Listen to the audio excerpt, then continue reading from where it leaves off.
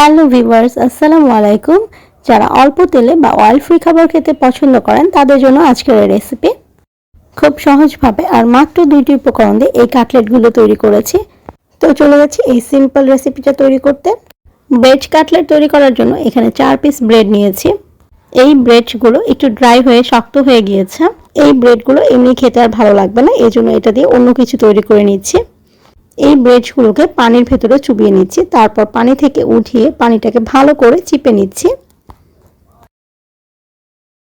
4 piece ব্রেডই পানিতে ভিজিয়ে তারপর পানি থেকে উঠিয়ে ভালো করে চিপে নিচ্ছি। ব্রেডগুলো চিপে রাখার পর এখানে আগে থেকে আমি 2টা আলু সিদ্ধ করে রেখেছিলাম। এই আলুগুলোকে ম্যাশ করে নিচ্ছি। আলুগুলো ম্যাশ করা হয়ে গেলে আমি যে ব্রেডটা ভিজিয়ে চিপে রেখেছিলাম এই ব্রেডটা এই আলুর সাথে ভালো করে মিশিয়ে নিচ্ছি। ব্রেড আর আলুর ভেতরে যাতে কোনো লাম্পস না থাকে আর খুব ভালোভাবে মিক্স হয়ে যায়, এই জন্য আমি এটাকে ভালোভাবে মথে নিচ্ছি।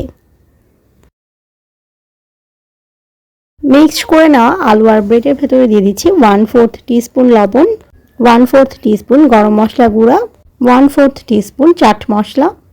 সিম্পল 3টা মশলা ইউজ করেছি। আর এর ভেতরে অ্যাড করে দিচ্ছি আগে থেকে আমি একটা পেঁয়াজ কুচি করে রেখেছিলাম, এই পেঁয়াজটা এখানে দিয়ে দিচ্ছি।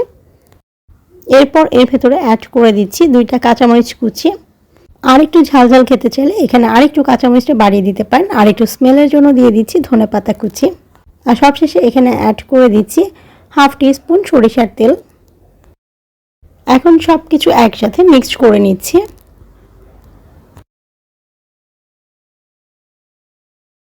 সব কিছু মিশিয়ে নেওয়া হয়ে গেলে এটাকে টোটাল 6টা ভাগে ভাগ করে নিয়েছি। হাতের তালুতে সামান্য একটু তেল লাগিয়ে নিয়েছি। এই ভাগ করে রাখা অংশগুলো থেকে একটা করে নিয়ে এভাবে হাতের তালুতে নিয়ে গোল করে একটু চাপ দিয়ে একটা শেপ দিয়ে নিলাম। এখানে চাইলে এরকম রাউন্ড শেপেরও তৈরি করতে পারেন, আবার চাইলে কিন্তু স্কোয়ার শেপেরও তৈরি করে নিতে পারেন। এই শেপটা দেওয়া খুবই সহজ, কয়েক সেকেন্ডেই কিন্তু এটা তৈরি হয়ে যায়। সবগুলো এরকম রাউন্ড শেপের তৈরি করে নিয়েছি। একটা বাটিতে একটা ডিম নিয়ে নিচ্ছি। সামান্য একটু লবণ দিয়ে এই ডিমটাকে ভালো করে ফেটিয়ে নিচ্ছি।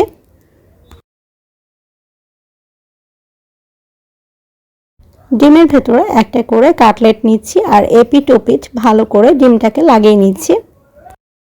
চুলায় একটা ফ্রাইং প্যানের ভেতর 1 চা চামচের মতো তেল দিয়ে নিয়েছি। এই তেলটা দিয়ে পুরো ফ্রাইং প্যানের ভেতরে একটু লাগিয়ে নিলাম। ডিমের ভেতরে যে কাটলেটটা আমি একটু আগে সোক করে নিয়েছি, এই কাটলেটটা ডিম থেকে উঠিয়ে এই প্যানের ভেতরে দিয়ে দিচ্ছি। একইভাবে আমি সবগুলো কাটলেটেরই এপিট ওপিট ডিমের ভেতরে চুপিয়ে তারপর এই ফ্রাইং প্যানের ভেতরে দিচ্ছি। তেল ছাড়াও ননস্টিক প্যানের ভেতর এই কাটলেটটা তৈরি করে নিতে পারবেন।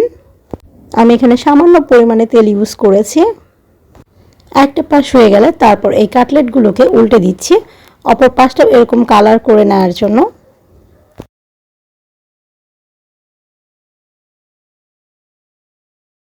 কাটলেটগুলো ভেজে নেওয়ার পর 2টা পাশই যখন এরকম কালার হয়েছে তখন বুঝতে হবে যে কাটলেটগুলো হয়ে গেছে। কাটলেটের ভেতরে আলু বা ব্রেড এটা কিন্তু সেদ্ধ হওয়ার তেমন কিছু নেই। উপরের পাশে যখন এমন সুন্দর একটা লালচে কালার হবে তখনই বুঝতে হবে যে কাটলেটটার ভেতরটাও হয়ে গেছে। একে একে সবগুলো কাটলেট উঠিয়ে নিচ্ছি। খুব সহজভাবে মাত্র 2টি উপকরণ দিয়ে তৈরি করে নিলাম এই ব্রেড কাটলেটগুলো। আর এতক্ষণ সাথে থাকার জন্য ধন্যবাদ।